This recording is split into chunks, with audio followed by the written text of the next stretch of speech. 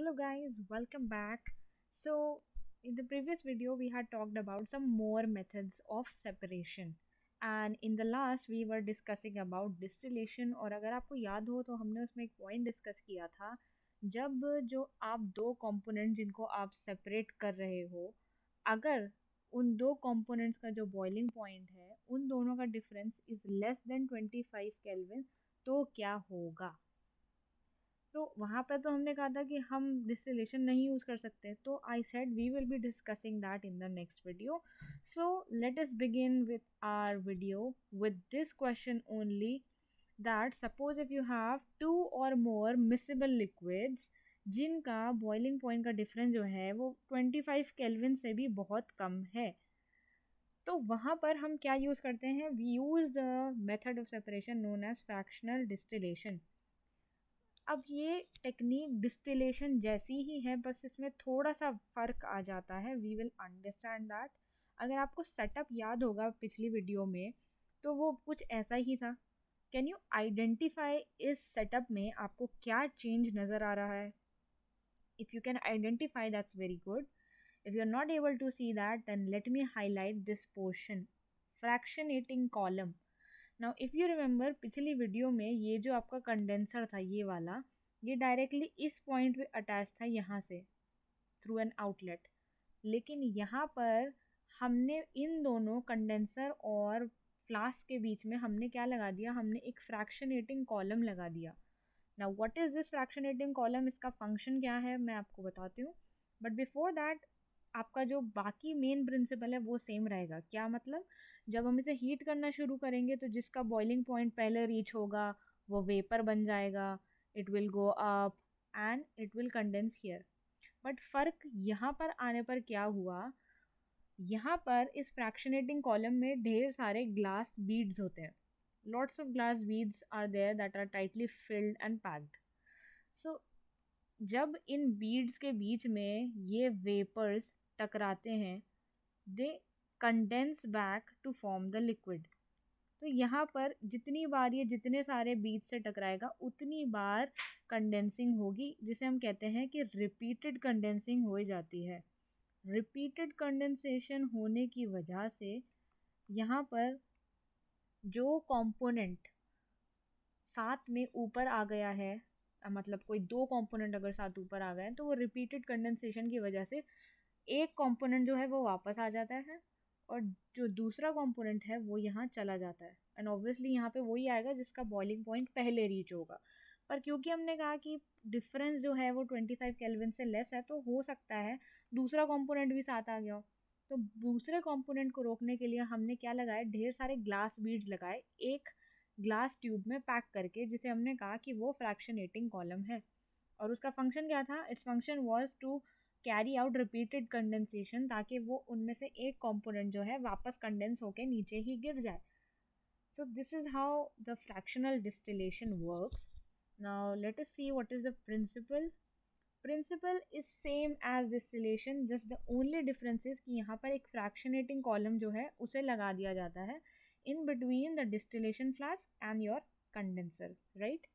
And जैसा कि मैंने आपको बताया फ्रैक्शनेटिंग कॉलम का फंक्शन क्या है, I have written there, and this is very important. ये कभी कभार क्वेश्चन में आ जाता है कि what is the function of fractionating column. So the function of fractionating column से पहले आप लिखोगे कि उसके अंदर क्या है, there are lots of glass beads that are fitted inside it.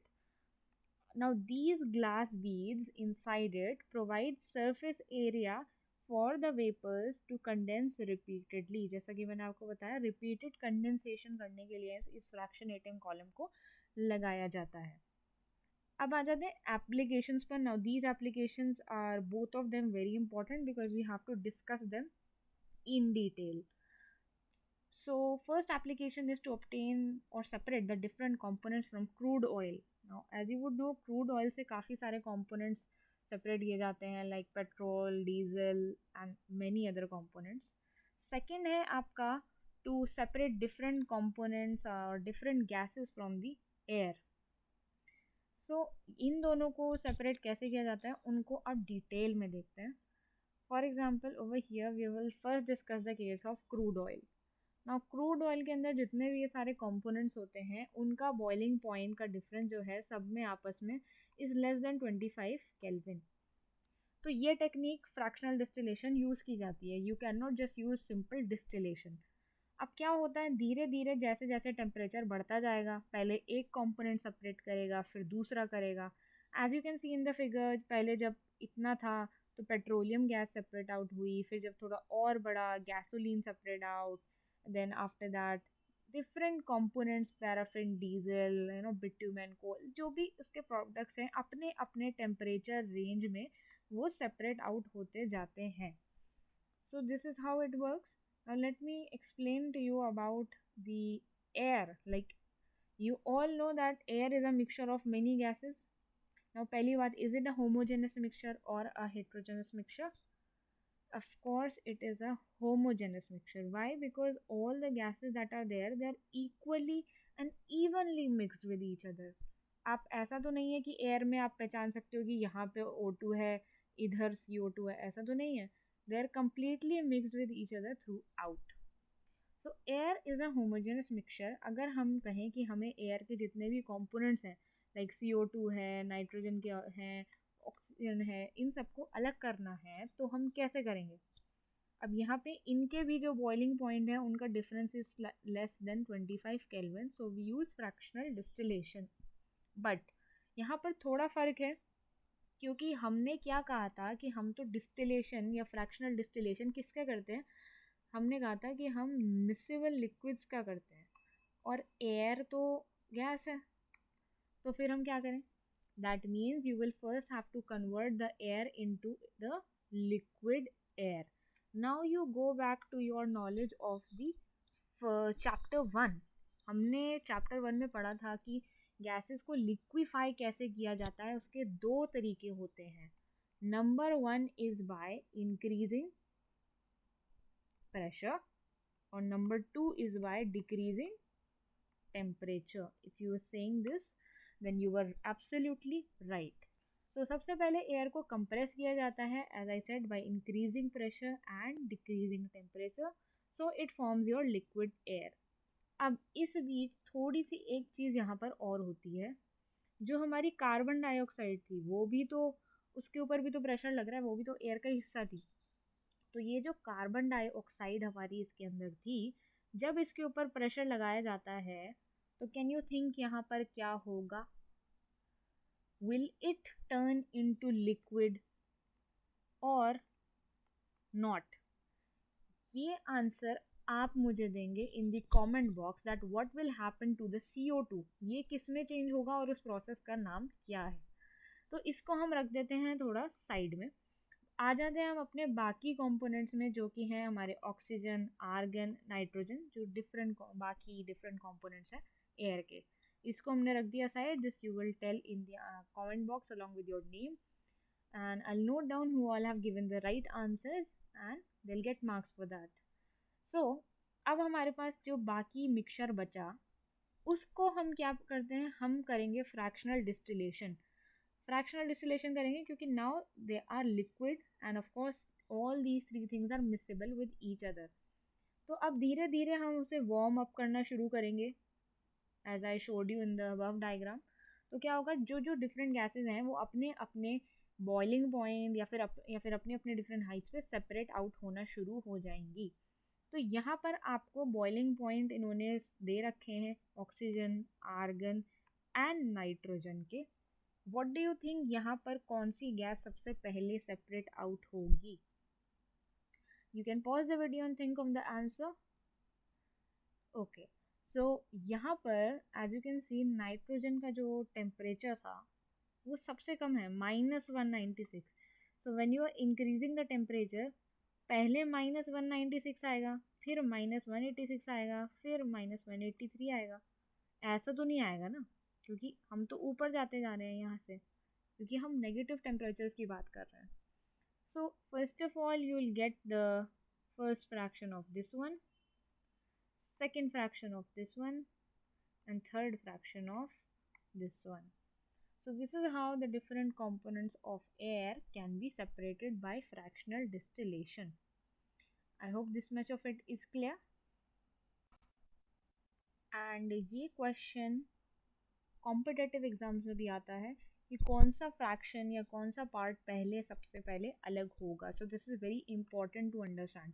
They can give you the boiling point of any 2 or 3 components and then they can ask you कि सबसे पहले कौन सेपरेट होगा एंड उसके बाद कौन सेपरेट आउट होगा in fractional distillation.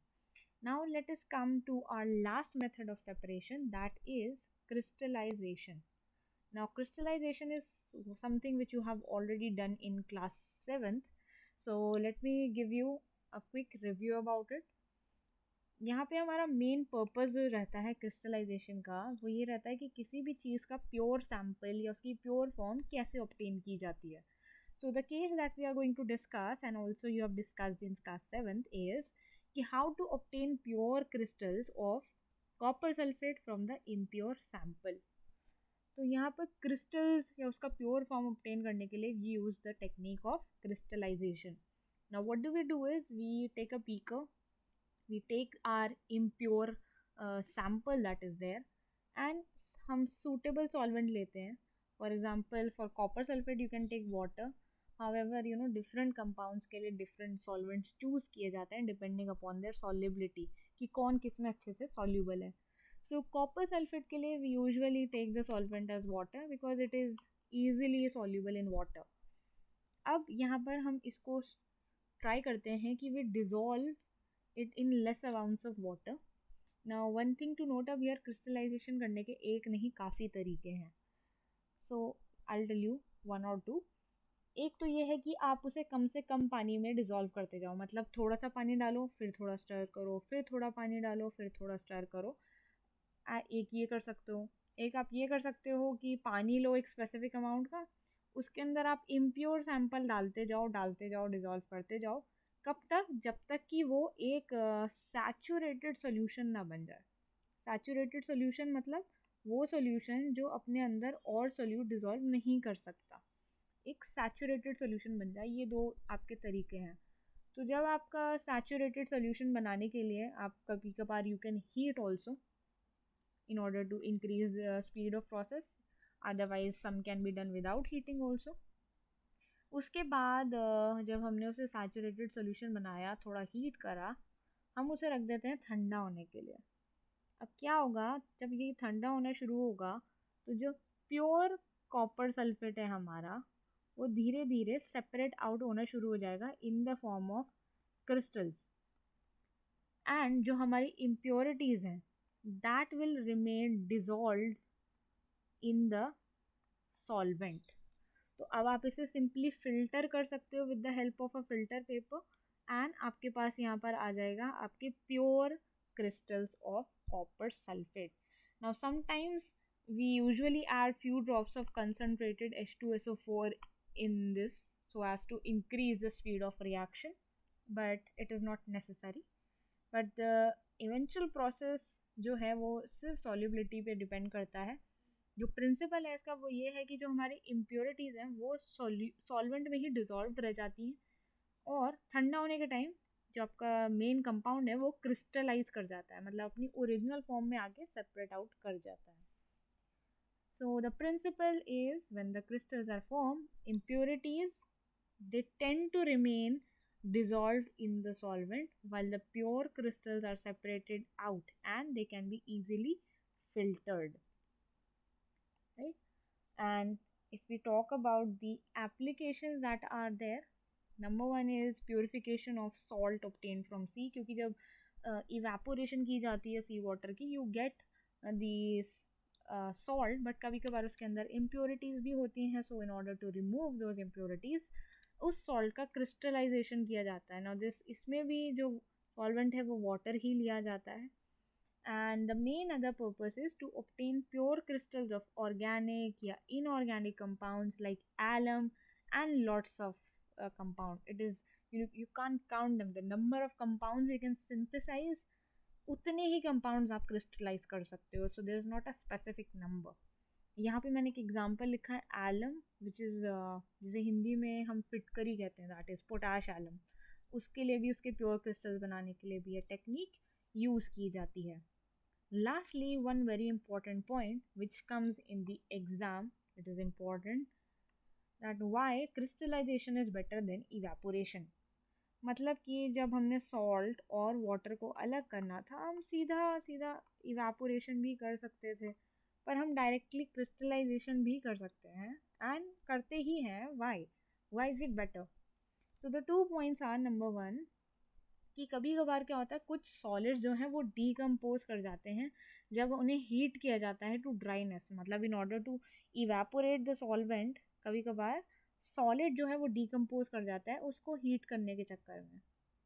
दूसरा ये है कि sometimes the impurities they remain dissolve in the solution even after filtration. मतलब फिल्टर करने के बाद भी कुछ इम्प्योरिटीज जो है फिल्टर आउट होके आपके कंपाउंड के साथ मिक्स हो जाती हैं and they contaminate the solid, मतलब उसके साथ उसे इम्प्योर करती हैं। So these two reasons are why crystallization is better than evaporation. I hope these two methods of separation are clear to you. Again, they are very important. Same time of questions can be asked.